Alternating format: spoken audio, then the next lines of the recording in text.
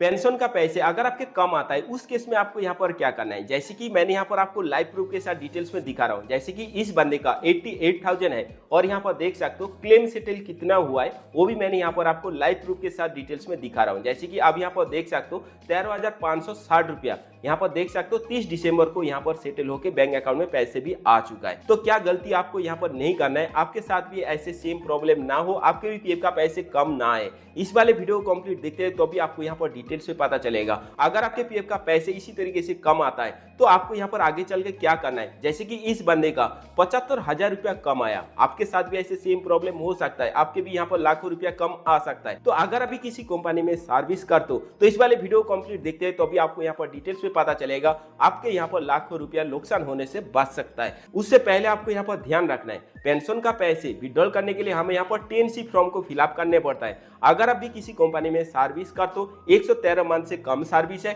तो यहाँ पर पेंशन का पैसे विड्रॉल करने के लिए 10C फॉर्म फिलअप करके हमारे यहाँ पर पेंशन का पैसे विड्रॉल करना होता है। पेंशन का पैसे विड्रॉल करने के टाइम पे अगर आपके साथ इसी तरीके से 75,000 रुपया कम आता है तो आपको यहाँ पर सबसे पहले कैलकुलेट करना है आपके यहाँ पर सर्विस कितने मंथ के है, आपके यहाँ पर लास्ट मंथ के कितना ईपीएस पर कंट्रीब्यूशन हुआ है, सारी चीजें आपको यहाँ पर समझना है। उसके बाद आपको यहाँ पर कैलकुलेट करना है, आपके भी पेंशन का पैसे इसी तरीके से कम आ सकता है। आपको यहाँ पर क्या गलती नहीं करना है, जो भी पेंशन का पैसे आपके यहाँ पर कम ना आए। सबसे पहले यहाँ पर आपको समझना है, जैसे कि इस बंदे का साथ ऐसे सेम प्रॉब्लम हुआ है। अब यहाँ पर मैं दूसरे अकाउंट को भी ओपन करके डिटेल्स में दिखाई देता हूँ। जैसे कि इस मेंबर के 1,16,000 रुपया पेंशन का पैसे में आया है, जैसे कि आपको यहाँ पर दिखाई दे रहा है। और इस बंदे का जो भी पेंशन का पैसे था वो आपको यहाँ पर दिखाई दे रहा है 1,11,000 है, लेकिन यहाँ पर क्लेम सेटल कितना हुआ है 1,16,000, यहाँ पर 5,000 के आसपास एक्स्ट्रा आया। तो आपके जो भी पेंशन का पैसे दिखाई दे रहे हैं वो आपके यहाँ पर ज्यादा है। सबसे पहले आपको यहाँ पर ध्यान रखना है, जो भी पेंशन का पैसे आता है आपने यहाँ पर कितना डेज सर्विस किया है, क्योंकि यहाँ पर पैसे नहीं होता है। जो भी पेंशन के मामले में आ जाता है, जो भी हमारे यहाँ पर पीएफ का पैसे एम्प्लॉय शेयर और एम्प्लॉयर के शेयर, यहाँ पर तो हमारे पीएफ का पैसे कंट्रीब्यूशन होता है। लेकिन यहाँ पर ध्यान रखना है पेंशन के मामले में थोड़ा सा अलग है, यहाँ पर पैसे में कैलकुलेट नहीं होता है, यहाँ पर डेज के हिसाब से कैलकुलेट होता है। कितने मंथ आपने सर्विस किया है उसी हिसाब से आपके यहाँ पर कैलकुलेट होके पैसे आता है। तो आपको यहाँ पर क्या ध्यान रखना है वो मैंने यहाँ पर आपको डिटेल्स में बता देता हूँ। जैसे कि इस मेंबर के साथ गलती हो चुका है, जैसे कि आपको यहाँ पर दिखाई दे रहा है 13,000 यहाँ पर क्लेम सेटल हुआ है और यहाँ पर देख सकते हो पेंशन का पैसे में यहाँ पर 88,000 है। तो यहाँ पर सबसे पहले आपको यहाँ पर ध्यान रखना है आपके कितने मंथ यहाँ पर सर्विस है। आपको भी इसी तरीके से एक बार चेक करना है आपके यहाँ पर टोटल सर्विस कितने मंथ की है। इसके लिए क्या करना है, सर्विस हिस्ट्री के ऊपर क्लिक करना है। जितने भी कंपनी में आपने सर्विस किया है वो आपको यहाँ पर दिखाई देगा। लेकिन इस मेंबर के दूसरा मेंबर आईडी का पैसे पहले विड्रॉल हो चुका था, जो भी यहाँ पर पैसे विड्रॉल हुआ है, जैसे कि आपको यहाँ पर दिखाई दे रहा है इस कंपनी का पैसे और इस कंपनी का पैसे, जो भी लेटेस्ट कंपनी में सर्विस है 4 मंथ, जैसे कि आपको यहाँ पर दिखाई दे रहा है 3 महीना 30 दिन। अगर आपके 30 दिन से कम सर्विस है उसको महीना में गिनती नहीं किया जाएगा। वो सबसे पहले मैंने यहाँ पर आपको बता देता हूँ, आपको भी इसी तरीके से कैलकुलेट करना है। और इस मेंबर ने इस कंपनी में सर्विस किया है 6 साल 7 महीना और यहाँ पर देख सकते हो 86 डेज यहाँ पर एनसीपी डेज है, मतलब इस बंदे ने यहाँ पर 86 दिन छुट्टी किया है, मतलब 3 महीने यहाँ पर आपको माइनस कर देना है। जैसे कि हमारे यहाँ पर कितना होगा 6 साल 4 महीना, मतलब यहाँ पर 3 महीना कम करना है, 7 महीना है यहाँ पर 3 महीना कम करना है, तो यहाँ पर कितना बनेगा 6 साल 4 महीना। और लेटेस्ट मेंबर आईडी में कितने महीना का सर्विस है यहाँ पर 4 मंथ, तो यहाँ पर टोटल कितने सर्विस हो गया 6 साल 8 मंथ।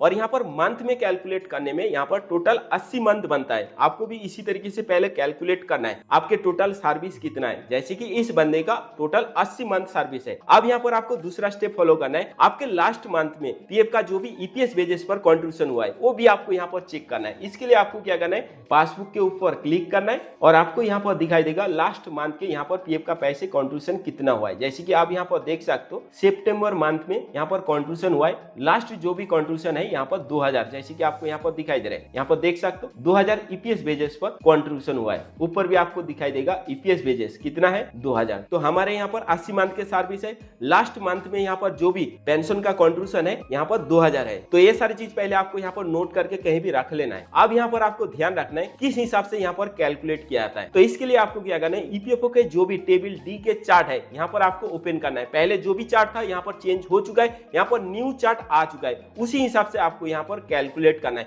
पहले यहाँ पर 6 मंथ के हिसाब से कैलकुलेट होता था। अगर आपके यहाँ पर 6 मंथ से कम सर्विस होता था, यहाँ पर पेंशन का पैसे विड्रॉल नहीं होता था। अब यहाँ पर न्यू अपडेट आ चुका है, अगर आपके 6 मंथ से कम सर्विस है, 1 मंथ से अगर आपके ज्यादा सर्विस है, आपके यहाँ पर पेंशन का पैसे विड्रॉल हो जाएगा। अगर आपके 1 मंथ से कम सर्विस है, पेंशन का पैसे यहाँ पर आप विड्रॉल नहीं कर सकते। तो ये भी आपको यहाँ पर ध्यान रखना है। जैसे कि आपको यहाँ पर दिखाई दे रहा है, मैंने यहाँ पर टेबल डी फॉर्म को ओपन कर चुका हूँ, तो आपको भी इसी तरीके से डाउनलोड कर लेना है। गूगल पर मिल जाएगा, नहीं तो इस वाले वीडियो के नीचे मैंने इसका लिंक दे दूंगा। आप कैलकुलेट कर सकते हो आपके पेंशन का पैसे कितना आएगा। जैसे कि आप यहाँ पर देख सकते हो, 1 महीना हो गया, दूसरा महीना हो गया, तीसरा हो गया, चौथा हो गया, इसी तरीके से टोटल आप यहाँ पर देख सकते हो 113 मंथ। अगर आपके 113 मंथ से कम सर्विस है, तो ये वाले टेबल डी के हिसाब से आपको कैलकुलेट करना है पेंशन का पैसे आपके कितना आएगा। तो सबसे पहले आपको यहाँ पर ध्यान रखना है, इस बंदे का जो भी सर्विस था 80 मंथ के था, और ईपीएस का जो भी लास्ट कंट्रीब्यूशन था वो 2000 के था। तो हमें क्या करना है, 80 मंथ हमें यहाँ पर देखना है। जैसे कि आप यहाँ पर देख सकते हो, आपको भी इसी तरीके से 1-2 करके चेक करना है। जैसे कि इस बंदे का 80 मंथ सर्विस था, तो हमें क्या करना है, 6.78 के हिसाब से कैलकुलेट करना है। अब मैंने यहाँ पर आपको बता देता हूँ कैलकुलेट कैसे किया आता है। तो इसके लिए आपको क्या करना है, जो भी कैलकुलेटर है, कैलकुलेटर को ओपन कर लेना है। जैसे कि मैंने यहाँ पर कैलकुलेटर को ओपन कर चुका हूँ। सबसे पहले आपको यहाँ पर ध्यान रखना है, लास्ट मंथ के आपके यहाँ पर पेंशन का पैसे कितना कंट्रीब्यूशन हुआ है वो आपको यहाँ पर दिखाई दे रहा है 2000। तो हमें क्या करना है, यहाँ पर 2000 टाइप करना है। और यहाँ पर 80 मंथ के हमारे यहाँ पर सर्विस है, 80 मंथ में जो भी आगे दिखाई दे रहा था कितना परसेंटेज था,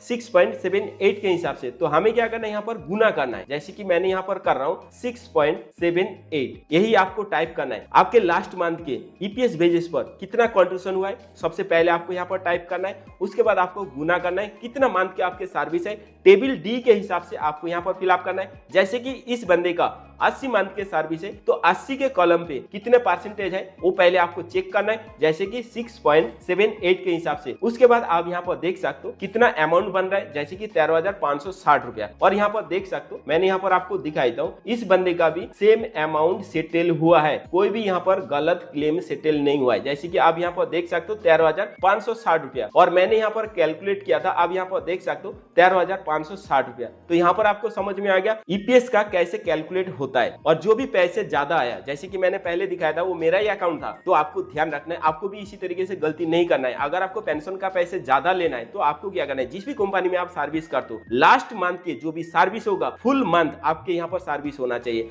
अगर आपके सर्विस कम होगा, चाहे यहाँ पर 6 साल हो, 7 साल हो, 8 साल हो, 9 साल हो, आपके यहाँ पर जो भी पेंशन का पैसे यहाँ पर कम आएगा लास्ट मंथ में, अगर आपने सर्विस कम किया है, क्योंकि यहाँ पर डेज के हिसाब से कैलकुलेट होता है आपके जो भी पेंशन का पैसे होता है। तो ध्यान रखना है, लास्ट मंथ के सर्विस आपके कम नहीं होना चाहिए, फुल मंथ आपके सर्विस होना चाहिए। अगर आपके फुल मंथ सर्विस होगा, जो भी आपके पेंशन का पैसे दिखाई दे रहा है वो भी आपके एक्स्ट्रा आएगा, जितना भी दिखाई दे रहा है उससे ज्यादा आएगा। अगर आप यहाँ पर कम सर्विस करते हो, इसी तरीके से आपको कैलकुलेट करके निकालना है आपके पेंशन का पैसे कितना आएगा। जैसे कि इस बंदे ने लास्ट मंथ में यहाँ पर कम सर्विस किया, इस वजह से 2000 यहाँ पर ईपीएस बेसिस पर है, तो यहाँ पर 2000 देके मैंने यहाँ पर कैलकुलेट किया। अगर आपको ज्यादा जानकारी चाहिए तो आपको क्या करना है, यहाँ पर कैलकुलेटर दिखाई देगा, तो आपको क्या करना है, कैलकुलेटर के ऊपर क्लिक करना है, क्योंकि यहाँ पर न्यू अपडेट आ चुका है, यहाँ पर भी आपको समझ में आ जाएगा। कैलकुलेटर के ऊपर क्लिक करने के बाद आपको यहाँ पर दिखाई देगा पेंशन कैलकुलेटर, तो इसी के ऊपर आपको क्लिक करना है। वीडियो लंबा हो सकता है, लेकिन ध्यान से आपको समझना है, तो भी आपको यहाँ पर समझ में आएगा। जैसे कि आप यहाँ पर देख सकते हो, आपके जो भी ईपीएस बेसिस पर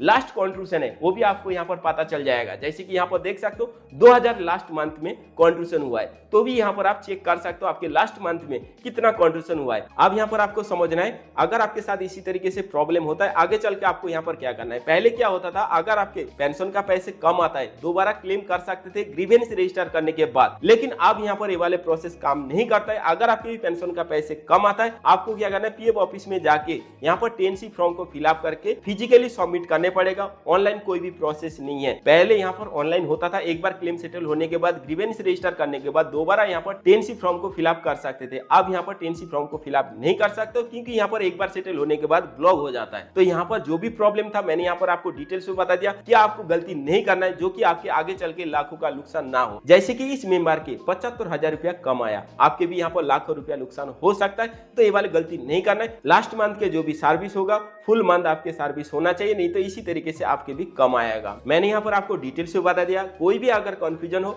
आप यहाँ पर कमेंट कर सकते हो। अब इस वाले वीडियो को कौन सा स्टेट से देख रहे हो कमेंट करके जरूर बताएं, हमें भी यहाँ पर पता चल जाए हमारे जो भी वीडियो है कौन सा स्टेट में देखा जा रहा है। तो जो भी जानकारी था मैंने यहाँ पर आपको डिटेल्स में बता दिया। दोस्तों ये था छोटा जानकारी को, अगर आपको अच्छा लगा लाइक लाइक शेयर कमेंट करना ना भूलें।